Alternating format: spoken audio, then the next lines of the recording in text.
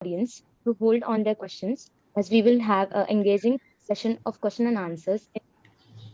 So, without any further delay, I would request you, sir, to please start over.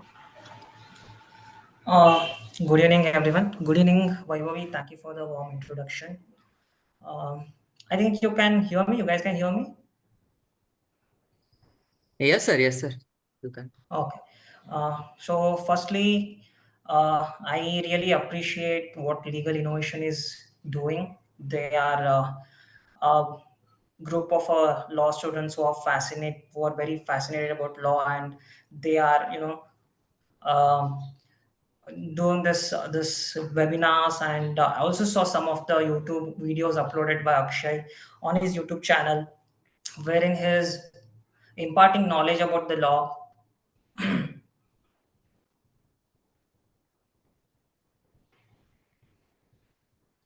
uh, you people can hear me, right?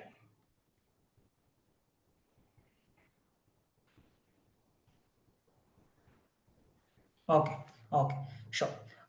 So let's begin. So thank you for the warm introduction. So as I am Harish Pugno, I'm associated with Kingstub and Kasiwa, and I uh,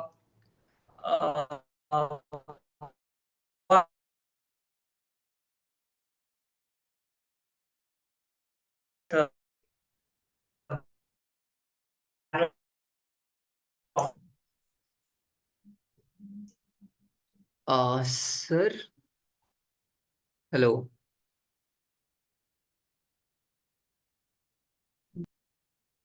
I think आपकी voice बहुत ज्यादा break हो रही है. Hello.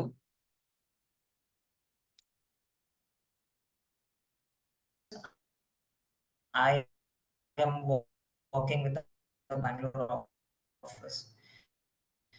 So,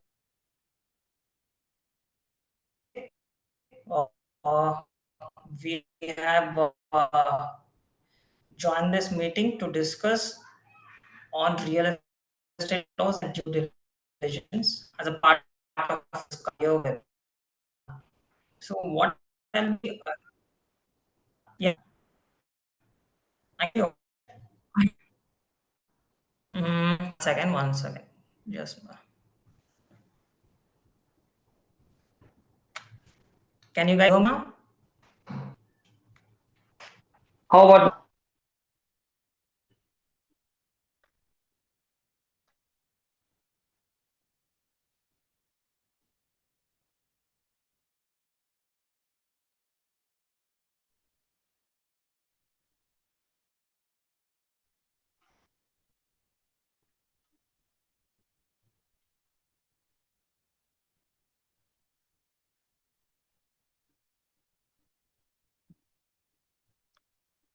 can you guys hear me now?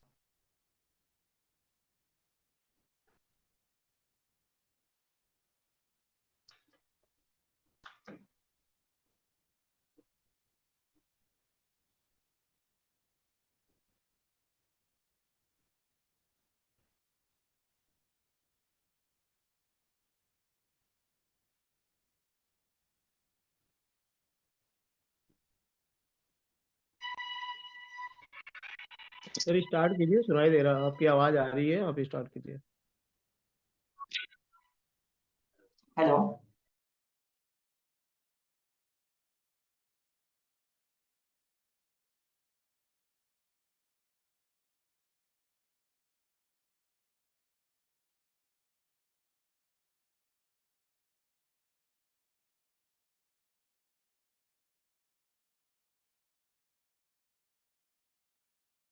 I think hello everyone.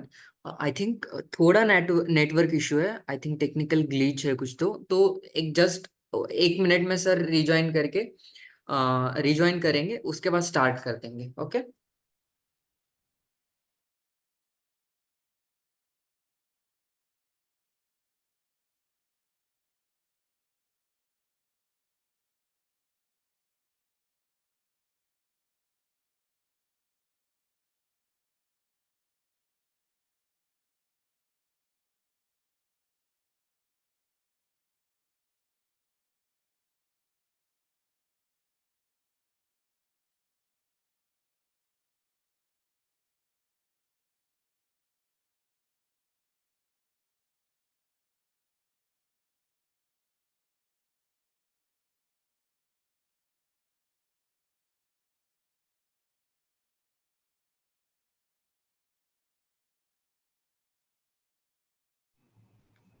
So yeah, now I think you guys can hear me.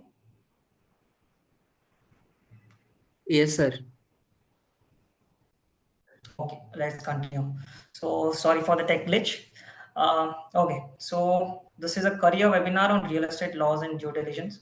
So what I'll be doing on this webinar is I'll be taking you through the snippets or the basic work that we do in our real estate practice. Let me take agricultural land as an example, and we'll go through what are the relevant laws that govern the transfer of the agricultural lands, or the how the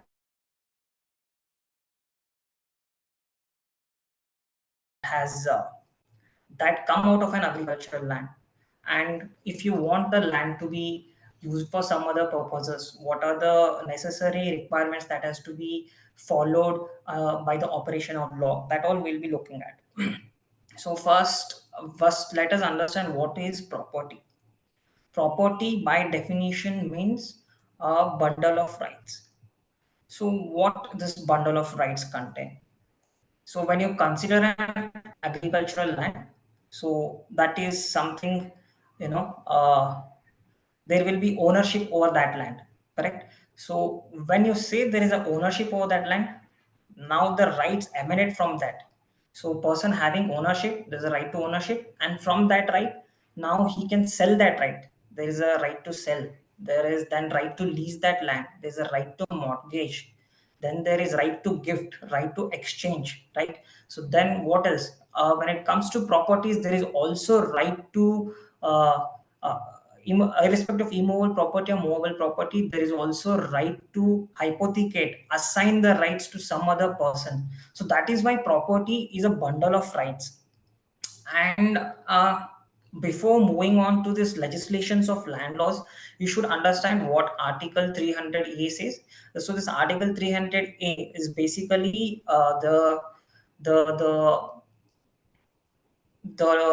law which emanates from the doctrine of eminent domain. Eminent domain, as in state is the owner of the land. I mean, where you're the owner of the land, but you do not have an absolute right of ownership over it. Can come if it wants to, it can come and say that they and they acquire the land. Provided, see,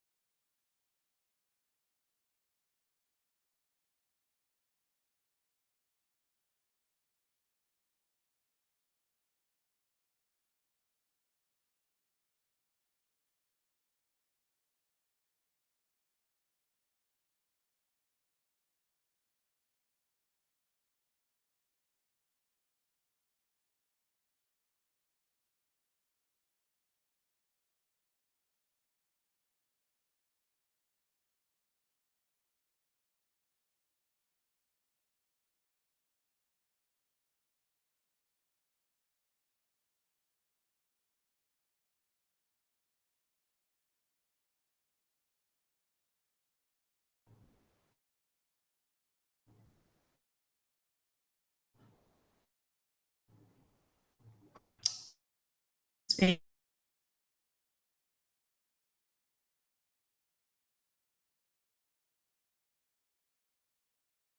uh, it rests, the pillars should be, so the first thing into uh, the land which is being acquired should be only for the sole purpose of public use. The second thing is that the person from whom the land is being acquired should be compensated properly, and it should be seen that he is rehabilitated and resettled in a perfect way, so that his position which was before acquisition is not altered. So that is how the acquisition should be done. And the fourth important principle in 2013 act is that it also seeks for compensating people whose lands were acquired in the original, I mean the old land acquisition act also. So this is how 2013 act comes into play. So next, going into the realm of the land laws, what I'll be doing is I will be speaking about the Karnataka specific legislations, and at the same time will also concurrently look at Maharashtra legislations also. Because see, when it comes to land laws, it's always the state list and concurrent list.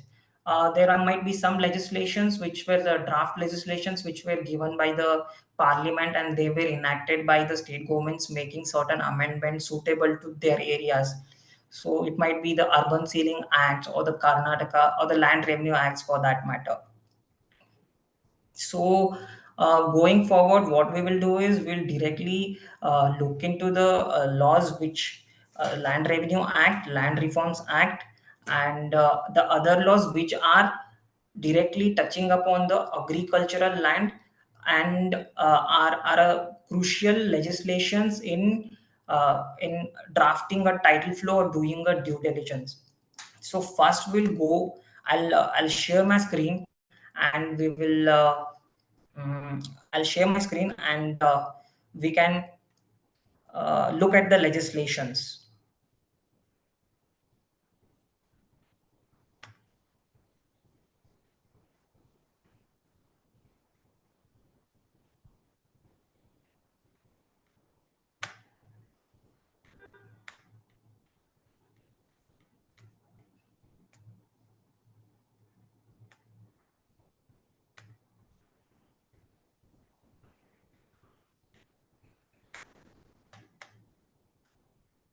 For some reason, I'm unable to share my screen here.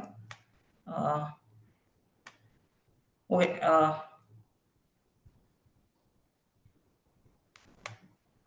Okay. Sure. I think now my screen is visible to you guys. Yes, sir. Okay, we'll go ahead. So let us first look into the Karnataka Land Revenue Act, and also concurrently see what are the relevant provisions or the same provisions which are in Maharashtra Land Revenue Code also. So this is Karnataka Land Revenue Act. So first we'll look into the hierarchy of the revenue officers that are constituted under the Land Revenue Act. So these revenue officers, the names only differ, but the whatever the work they do, I think it's the same in the Maharashtra and the Karnataka also. The first hierarchy will be the village accountant or the village administrative officer in the Karnataka Land Revenue Act. So in Maharashtra, equivalently, there is someone who is called Talati in each village.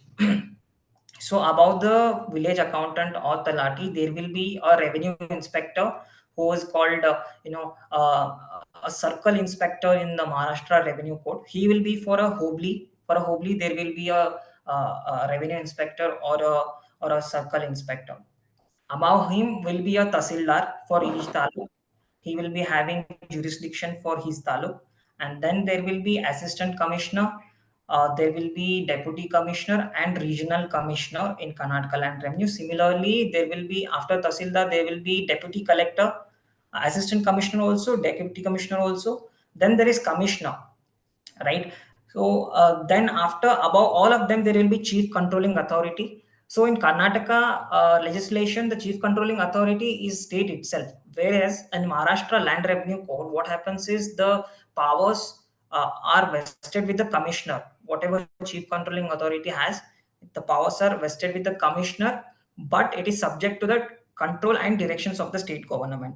So whenever any disputes that might arrive, for example in respect of any revenue records, then this revenue officers will be having the jurisdiction, Tahsildar will be having the first jurisdiction. Above him the appeal may lie to assistant commissioner, then deputy commissioner, then it will be final. So he might then move high court if he finds if there is any violation of right in that matter also, right? So these are the hierarchy which you should understand before, like, going into the title flow for the documents.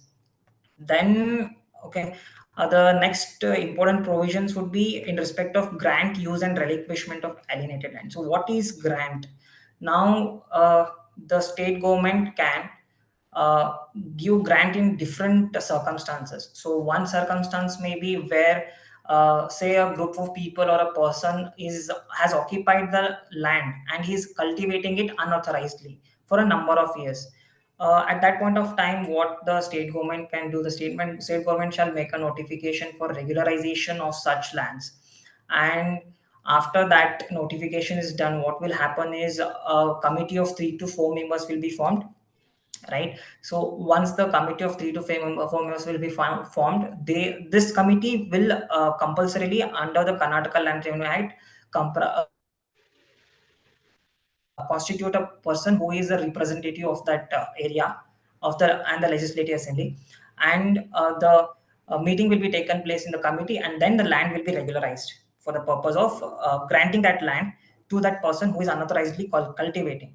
Now when giving the land in grant, the state government or the competent authority might, uh, e- put some conditions or restrictions for the use of such land. For example, if he is using it if he was using it for agricultural purposes, then the government may, or the competent authority may say that you should use that land for the agricultural purposes only. It might also impose a condition of non alienation for a particular period of time. Okay, so here you need to understand that now the grant of land might also be made uh, to the scheduled caste and scheduled tribes also. So when you're under the Karnataka Land Reforms Act, or the specific legislation for that purpose only. So that point of time you should be very careful when you are buying a land which is a grant land. Now when it comes to uh, PTCL lands, the transfer of land is completely prohibited. Only with the permission of the assistant commissioner can you transfer the granted lands to some other person. So this is the definition of granted land in PTCL Act. And section 4 speaks about prohibition of transfer of certain lands, granted lands. So there is complete condition of non alienation in respect of granted lands. And see So that's why whenever you are buying a land, you need to understand if that's a grant land, if the land was granted to PTCL or no. So to understand if that land was granted or not, you will have to make an application for the Tahsildar before the office of Tahsildar. You should ask him endorsement stating that this land, this particular land, does not come under the purview of the PTCL Act. That endorsement will be a solid proof for you to go ahead and buy that land, so that you do not enter into litigation or any kind of losses in the future.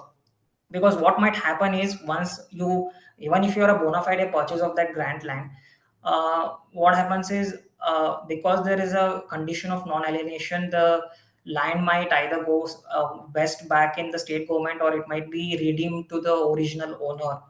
uh, and the fact is also that this, all the concept of granting the lands is, the documentation is a public document, it's easily available, and you need to be diligent, you need to do your due diligence and understand whether it is a grant land or no, and then make your move for purchasing the property. So you should be very careful when it's a grant land.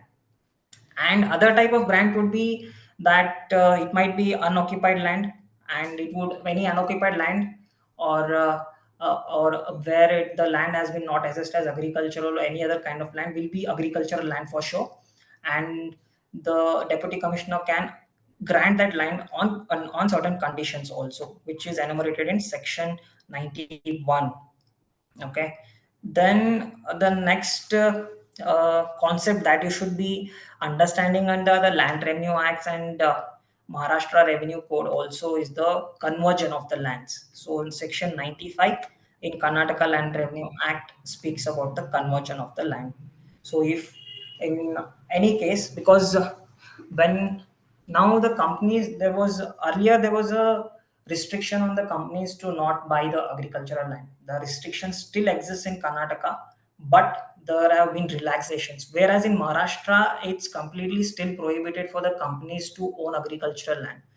So the rule is that any person who has only agricultural land or has cultivating the certain lands will only be eligible to buy agricultural land is what the legal fiction is. So now, under Karnataka Land Reforms Act, certain relaxations were made to the for the uh, usage of buying of the agricultural land. Now, in Karnataka, the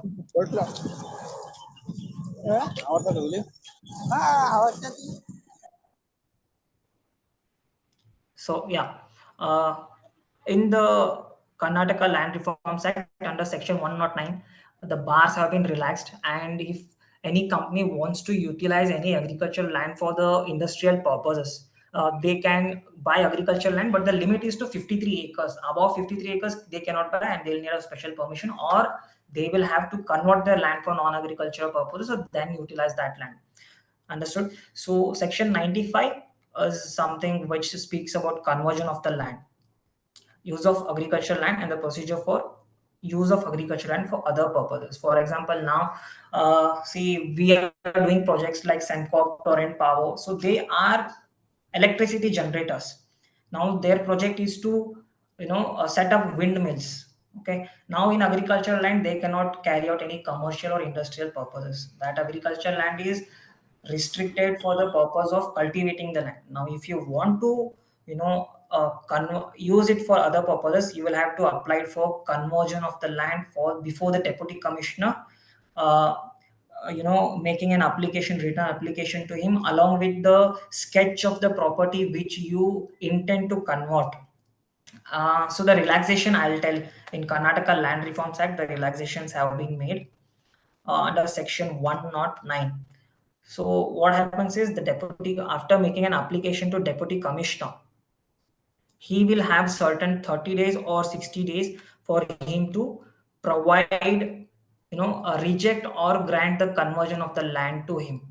In case he doesn't give an order granting or rejecting the conversion, it shall be deemed that he has converted the land and you can use it for non-agricultural purposes, right? So coming back to our discussion on the Karnataka Land Revenue Act, and equivalently we can look in the Maharashtra Land Revenue Code also about the use of land. Here uh, you can use it permission for non-agricultural use, section 42.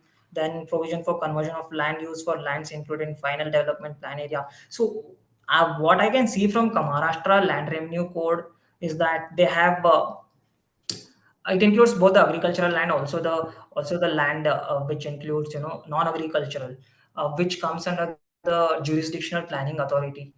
There might be different planning authorities for different area. For example, in Bangalore, to develop the area, there's a Bangalore development area to certain jurisdiction. Then near the Bangalore airport area, there is a separate planning authority called Bangalore International Airport Area Planning Authority.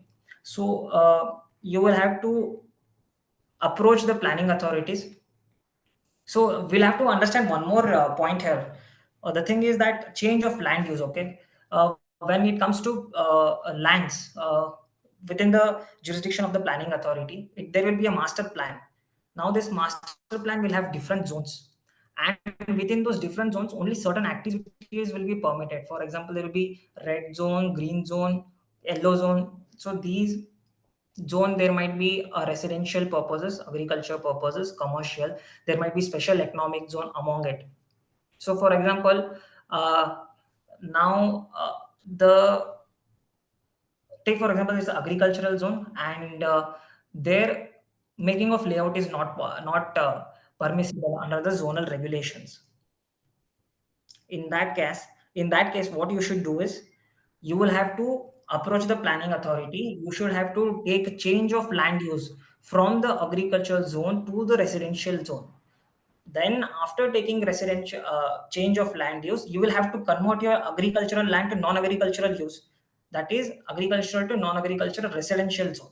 That is when you will have the permission to make a layout. Then thereafter a long process starts. JDA, they will enter into JDA. Then there will be developer owner allotment of sites. There will be different all other requirements that have to be fulfilled before releasing those for the occupants. So this is the case when it comes to the building of sites and all. And then looking at the relevant provisions, yeah. So we'll then next look at the record of rights. So these are the provisions which are same in both Maharashtra Land Revenue Code and Karnataka Land Revenue Act also. So record of rights, as in whenever you are making any uh, as in the documentation by the revenue authority in respect of the rights to a particular land is record of rights. So that is which corresponds to section 148 of the 147 of the Maharashtra Land Revenue Code. Here it is, record of rights, maintenance of record of rights. And so we'll just go to section 148 here.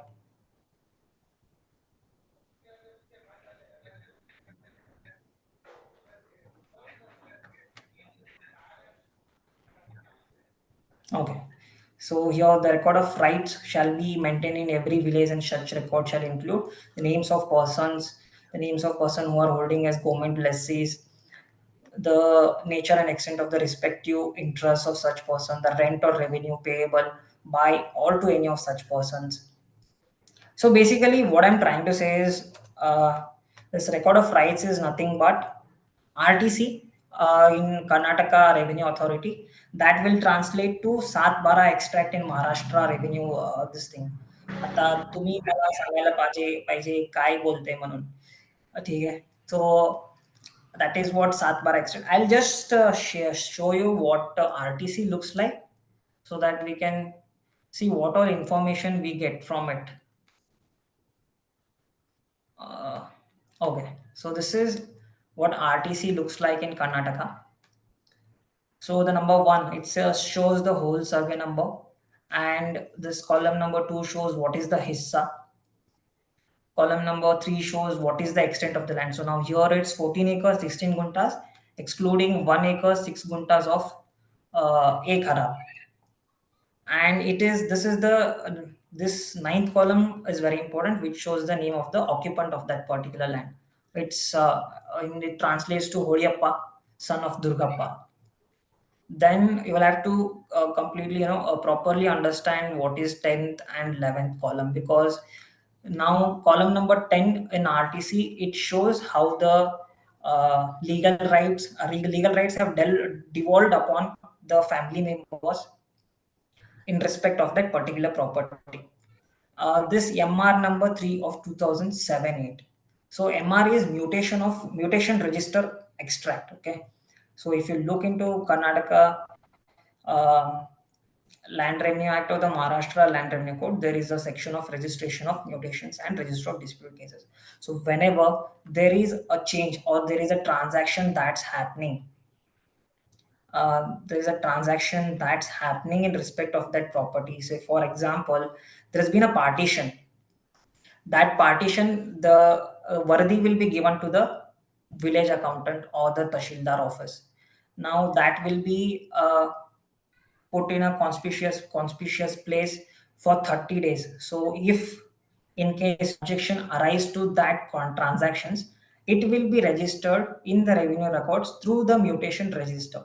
So this is what this provision actually says. So for example, when we were looking at RTC here, this MR number 3 of 2007-8, it says Vibhaga.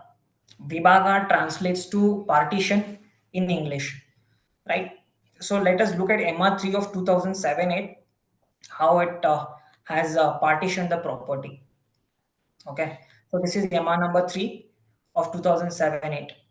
Moola, it says Vayaktika Patra, that is partition has happened between the family members of Durgappa, and this is the number of partition deed, 36 of 2007-8. So if you go to sub-register office and ask them this particular number, you will get that partition deed. This is what the information you get. And coming to, these are the survey numbers which were uh, underwent partition. Both were held by Durgappa, Tande, Holappa. Okay. So this were divided between two people, between his sons and himself. Now Jagdish is son of Durgappa. He got survey number 18 bar 2A, whereas Holiappa retained 24 bar 1. Understood? So this is how you will read a mutation register extract and RTC extracts, right? So reading of these RTC and mutation register extracts along with other documents, that is title documents most importantly, you will understand how the title has flown right from its inception. So usually the due diligence is made for 30 years. Okay. So if you take for 30 years of RTCs, you will see the title flowing from different persons and how it has flown through these MRs and RTCs. But you should understand one important point here, that mutations and this RTC or any revenue record for that matter will not confer title on any person. The document that is conferring any title over the person are the title document itself. That is to say, a sale deed, mortgage deed, lease deed, etc. Now, for example, sale deed, uh, it transfers ownership of property. Lease deed transfers uh, right of enjoyment of certain right in that property. That might be possession. And mortgage transfers a right of interest over that property for availing as a security for availing the loan. These are all the definitions that are given on transfer of property. So you will have to like navigate between all these laws concurrently to understand what's happening, right? So you should be thorough with all these laws so that your due diligence will be perfect, right? Uh, this was about the Land Revenue Act we discussed. Other than that, we'll have to discuss about the survey records, which are also a part of Maharashtra Land Revenue Act, Revenue Code, and Karnataka Land Revenue Act. When it comes to survey documents, you need to understand four things. That is, from survey documents, when doing due diligence, you need to know four things. The first thing is boundary. What are the boundaries to your land which you are buying? It might be survey, they should be survey numbers, it might be village boundaries, or any a stream of water might be flowing beside to your land. So all these boundaries will really matter when doing a due diligence, because these are the documents which can be presented in court as evidence, so she is saying that this is the property which I have brought. Second, you will have to ascertain from the survey documents is the hissas. So, for example, as I was showing you the RTCs, there was 24 bar 1, the first hissa. There might be some several hissas to a survey number 24. So that you will get to know only through looking at survey documents. So, for example, in Karnataka, there is a survey document called Survey Tippani, or you can refer to gut plot extract also for that matter. Uh, so gut plot extract looks like something like this. So you can ascertain what are the hissas in the respective section, 24 survey number. Uh, Correct. Then you will have to look at the extent of the survey number you are buying. Now the extent will be enumerated in the uttar, what is called as uttar. I don't know what it's called in Maharashtra revenue records. I forgot to mention that this mutation register in Maharashtra is actually called a form number 6 extract, which you'll get in when you apply in the revenue authority. And RTCI said Sat bar extract that you can refer. And then when it comes to extent, I was also saying this Uttaru or Karnataka Revision Settlement Akarband is the document that will you know uh, show you the extent. For example, here we will looking at the 24 bar 1 survey number. This is survey number 24. This says Hissa number 1. So how much is the extent? The extent is 15 acres, 22 guntas, and it's excluding 1 acre, 6 guntas of a kharab. This actually says C. So so you should consider whatever you do not consider what is given in RTC when it comes to kharab. When you are looking at a extent, the the document that you should rely on is this Uttaru, or the document which is showing extent. It might be form number 11 extent, or it might be Karnataka Revision Settlement Akarban. So it amounts to 14 acres, 16 guntas in total, right? Then we looked at three. Then fourth one is you will have to look at the original tippani or a Moola tippani document which you get in survey department, that is survey and land records department. Uh, Moola Tippani or original Tippani is a document which will, show how this survey number originated. What was the shape and boundary of that survey number when it was first made? That is what the intention of original Tippani is. So when so that's why these four things should be considered or looked from the survey records. And these survey records are called by different names in different areas. So you need to be you should understand what area what name it is called as. So this was about Land Revenue Act. Mm, then as I said, Township and Planning Act. There is a you know uh, there's a Township and Planning Act in Karnataka, Town and Country Planning Act also, which translates to Maharashtra's, I think, Regional and Town Planning Act. There is a act in Maharashtra also. So as I discussed about the master plan having different zones and making of schemes, making of master plans, and give the planning authorities are given the power to issue change of land use. Everything is enumerated in Karnataka. Country and Town Planning Act. Next, we'll look into certain of the provisions in, say, Karnataka Land Reforms Act.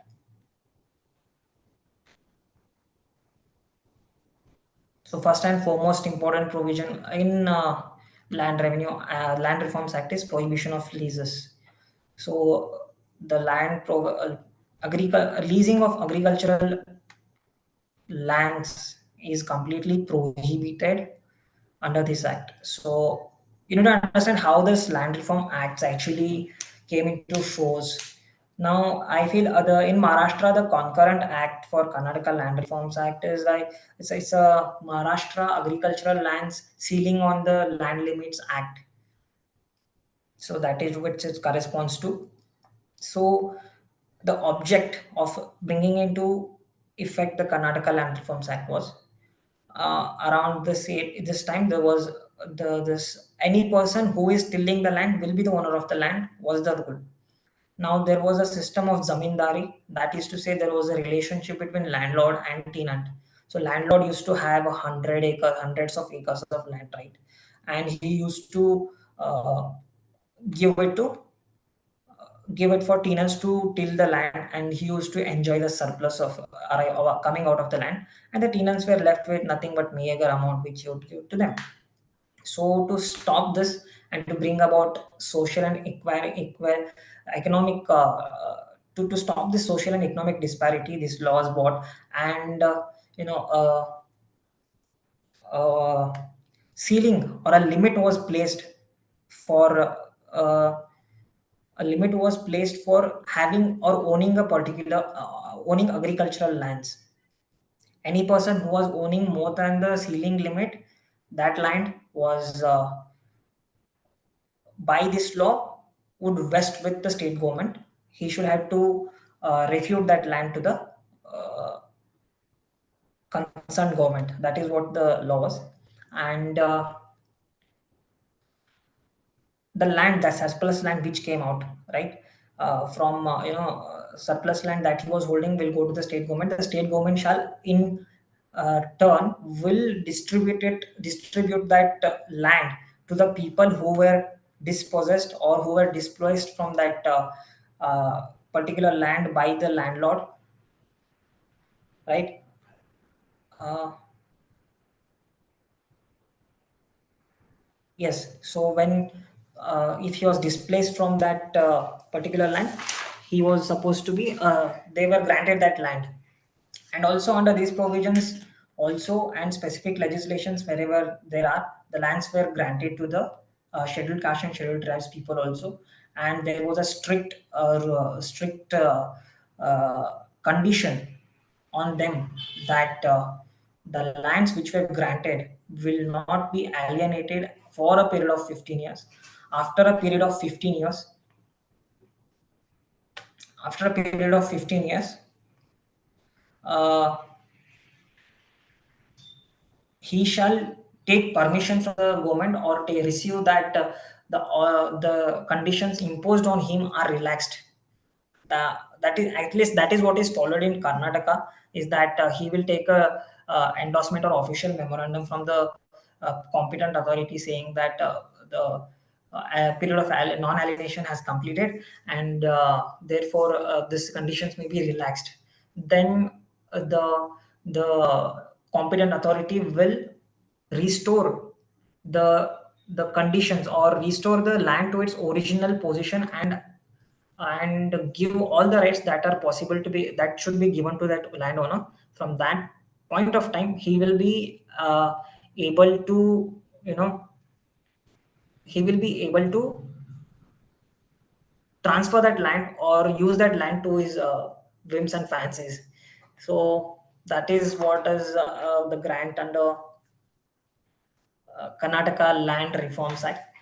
And also, I just spoke about Section 109 and uh, uh, relaxation of the bar on buying agricultural land. So let's look at it into deeply also. Now, Section 79A will go to Section 79 of Karnataka Land Reforms Act.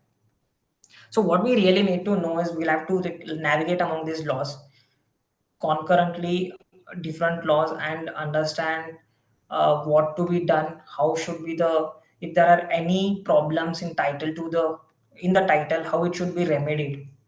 So sometimes what happens is revenue records they give some other name, or there will be a different name on revenue records, there will be different in title deeds.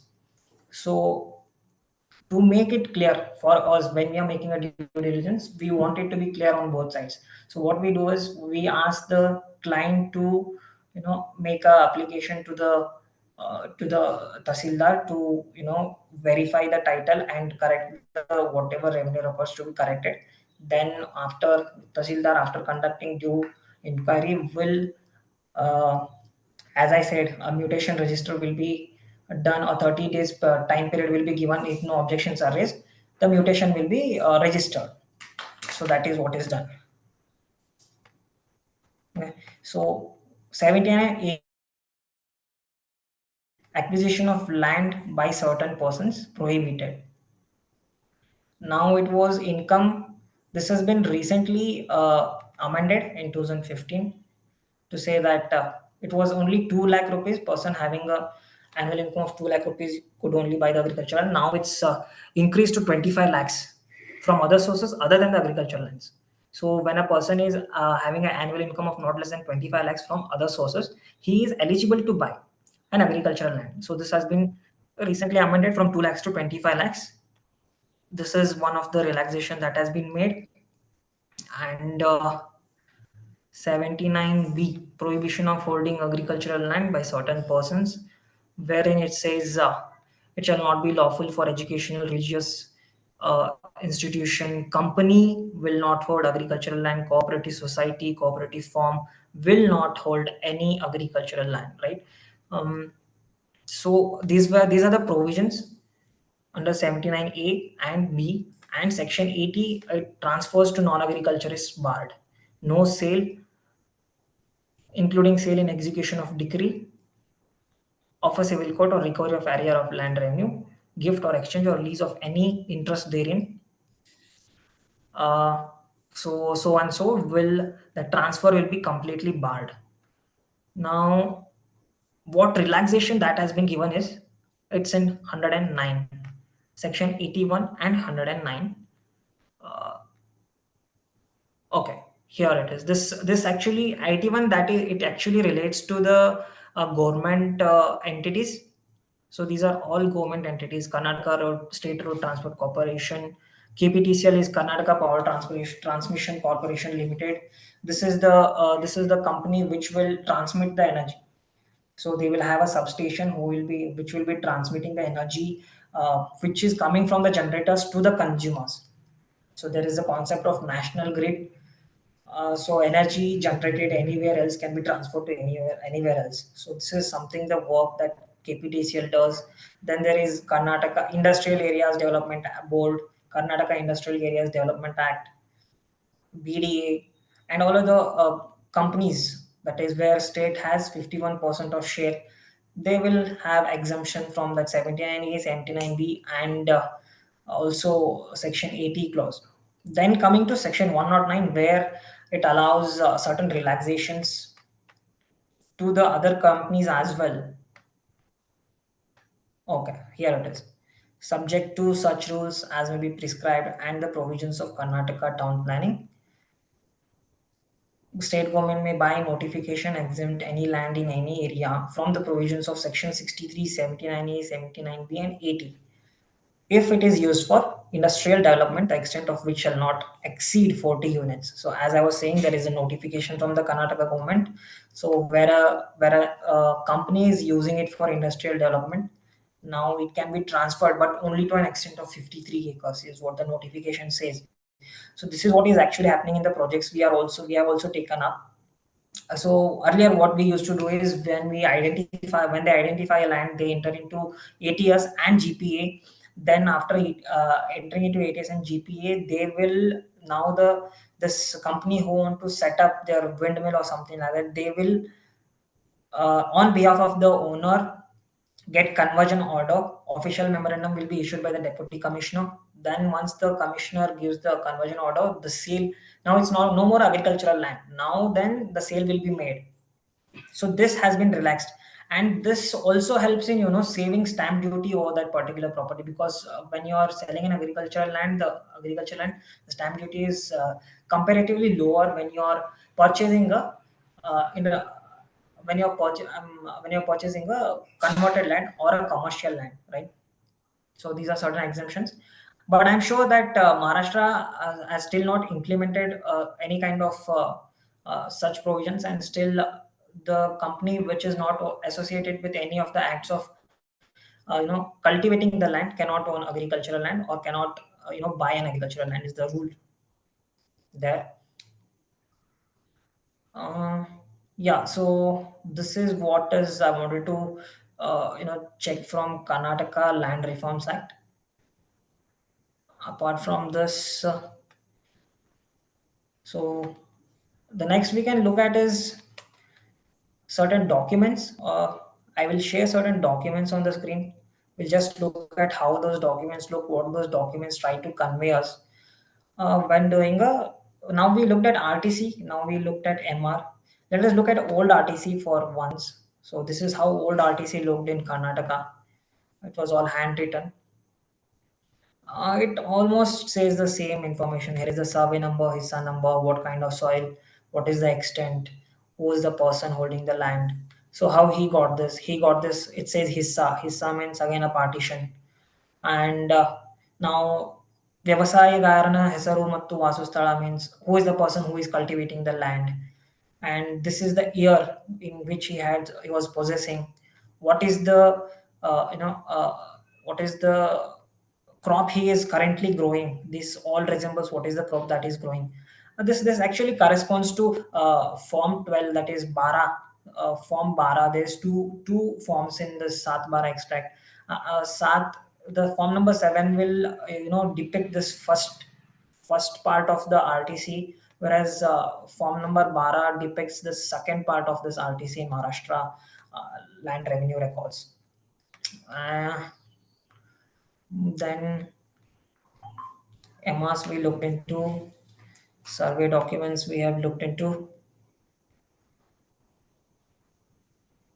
tax paid certificate, nil tenancy certificate, right? So this is issued. So now nil tenancy certificate is something which is issued by special tahsildar or tahsildar, saying that there are no proceedings that are being initiated or pending under section 48A and for 77 of the Karnataka Land Reforms Act. So 48A, which actually say inquiry by the tribunal whether that land is being held occupants or not, or it's a free or whether it's a freehold land. So there will be proceedings before a land tribunal. The land tribunal shall conduct proceedings and may say that the land is a freehold land, or there is a occupant, or there's occupancy right by a certain person over that land. Now, in order to know whether that land is nil tenancy or whether it is being occupied by an occupant or a tenant or it is freehold, when buying the land, we actually get this certificate, that is nil tenancy certificate, says that there are no nothing, there is no tenant on this land, and it's a freehold land, and on that land this person which says Holiappa son of Durgappa Tuppa is in absolute possession and ownership over that land. uh, okay, this is inquiry by the tribunal.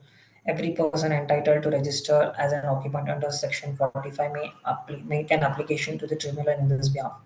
Every such application shall have, as provided in the Act, be made before the expiry of 6 months from the date of commencement of.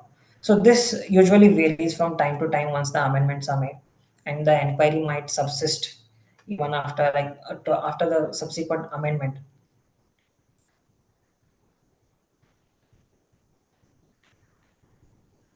Okay, so this is a nil tenancy certificate. So let me come back to this documents here. So old RTC, we look at it, we see who is the owner. I'll just explain the title flow now, how it will be. Though we should never refer RTCs to understand the flow of the property, the during due diligence you look at them, you see what is the title flow, you then look at the title deeds, corresponding title deeds, if they are the correct owners from the title deeds, and then carry out the title flow from 1983 who was holding the land. Then if a partition has taken place, then we will, in the title flow you should write who among whom the partition took place, then the scheduled property to whom it went. Thereafter, you will have to see under which MR this mutation took place, that you should write. Then he might have mortgaged to some other person, right? There might be mortgages which might be done. So in that point of time, you will have to ask them for the mortgage deed if they have not given. If they have given, well and good. Along with the mortgage deed, you should also be asking them the discharge deed. Uh, evidencing the release of that charge or charge created through that mortgage. That is must and necessary for giving a title clearance, or else see what happens is the bank will be having a interest over that property, and when you buy that property without discharging the loan, that loan will now fall, that burden will fall on you to discharge that encumbrance that has been made by that other person. So you should make sure that the mortgage has been completely discharged before buying any land. So this is a release date, which it looks like Vimochana Patra. This is relinquishment date. Correct. This is a discharge date. And tax paid certificates you need to look at and verify who has paid the tax very recently. So this was paid on 7/9/2023. It was paid by the recent owners. It says Holiappa Tande Durgappa. So he has paid the recent tax. There is a seal and signature of the Tahsildar also. So these are what are some of the documents which are very necessary. You should look at and then understand whether the proper title vests with that particular person or not. Right? Uh, yeah, that is what I intended to talk during this webinar. Um, Akshay, I think I am done.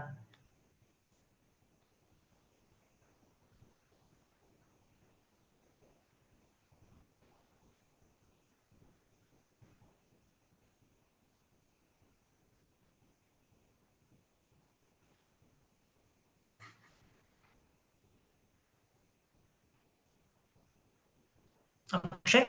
Hello.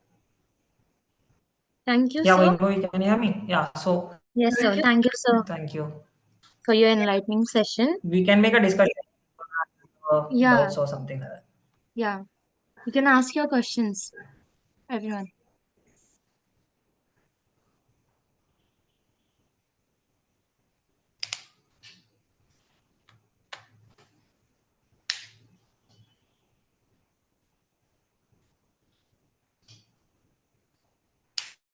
So they're questioning in the chat box.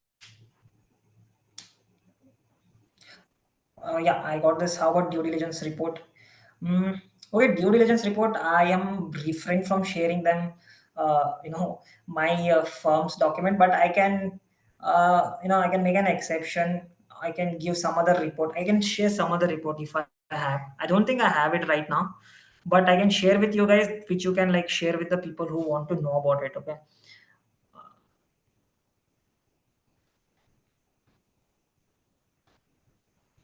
No, I don't think I have it with me, but I'll be sharing with you, Vaibhavi or Akshay. You guys can refer to it and you can share with the people who want it. Okay. And then the next Yes, sir. question I saw was what are mutation documents? So, mutation documents, as I told, you can refer. We'll go to Maharashtra only. We'll see register of mutations and register of disputed cases. So the Talati shall enter in a register of mutations every report made to him under section 149 or any intimation or acquisition or transfer under section 154 or from any collector. Right. So let us take an example now.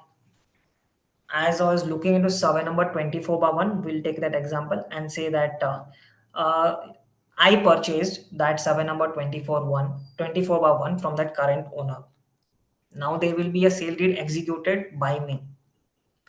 Once the sale deed will be executed between us, I'll be the owner for the property, right? Once I become the owner to the property, those should be accordingly changed in the revenue records, that is RTCs or any other revenue record for that matter. For that matter, what happens is a J form will be something called J form will be issued by the sub registrar office to the Tahsildar office, or you yourself can make an application to the Tahsildar office saying that I have taken this agricultural land through sale and you need to mutate revenue records in my name. So what Tahsildar will do is, or Talati will do is, he will make a report and for a period of 30 days, he will keep it in a conspicuous place. See here it says conspicuous place for a period of 30 days. So if any objections do not arrive for a period of 30 days, it means that your title is absolute and your name will be mutated in the revenue records through this mutation register. Getting mutation means a change. So the name will be mutated through these revenue records. And in case, for example, if any person raises an objection, then what is the recourse?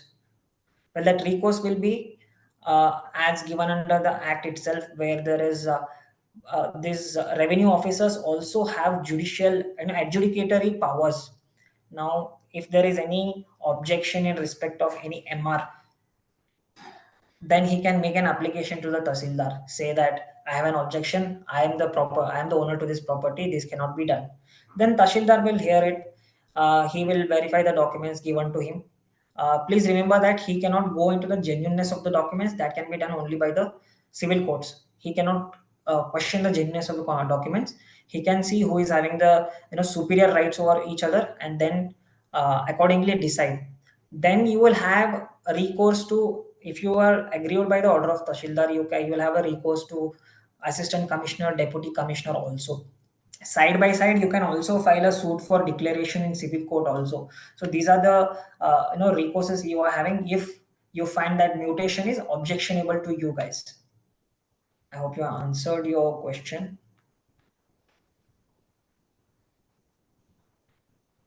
Any further questions?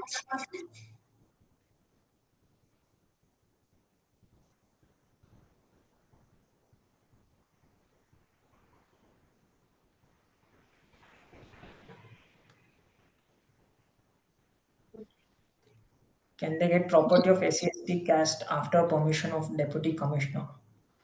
Can you elaborate? I don't understand your question properly. I mean, who can get the property back?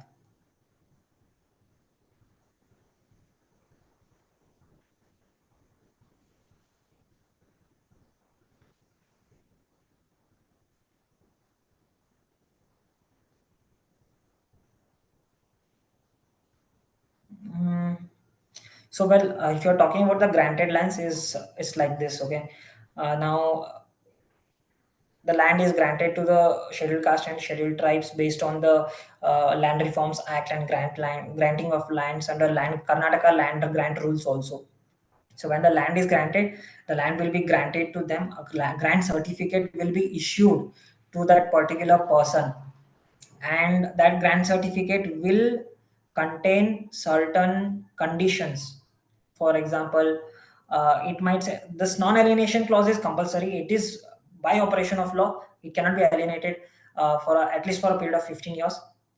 And even if you want to alienate, you will have to get the permission of assistant commissioner or deputy commissioner, whoever is the competent authority. Only after his approval will the land will be sold to scheduled caste. Now land will be sold by the grant land will be sold to other person. So for example, now the land, if you assume that the land has been sold and now the sale is void, so I get it now. What is the future recourse is what you're asking. So in that case, the assistant commissioner or deputy commissioner has two options. He might redeem it to the original owner for whom the grant was made. There might be legal heirs from him who might have gained rights from gained rights over that property. Now, for example, if he doesn't get he if the assistant commissioner or deputy commissioner cannot find the person to whom the land had been granted, he will not redeem to that person. He To his legal heirs, he will vest it with the state government, because there had been a violation of that right, violation of the condition that was given in grant certificate. Yeah.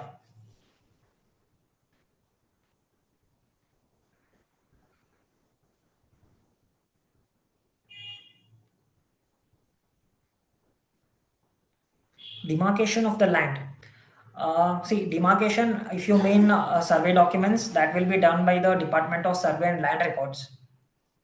When we are looking into the land revenue code, you could also look into the officials of survey records also. It says there will be an assistant director of land records, there will be a director of land records. These all people are vested with preparation of sketches and uh, maps. So for example, now if you want to divide a property, for example there's 24, now you take a portion of that property, say for example the section 7 number 24, for which measures 10 acres. Now you buy 5 acres.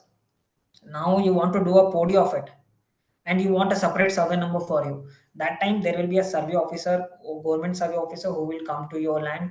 He will survey the property, then he will demarcate, he will podi the land into two pieces, and you will get your uh, demarcation.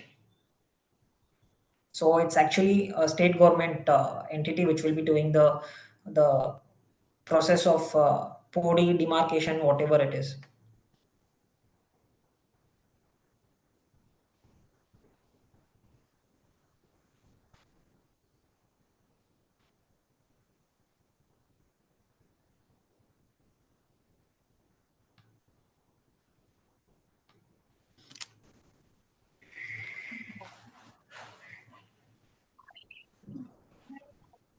Is everyone done? Any other questions?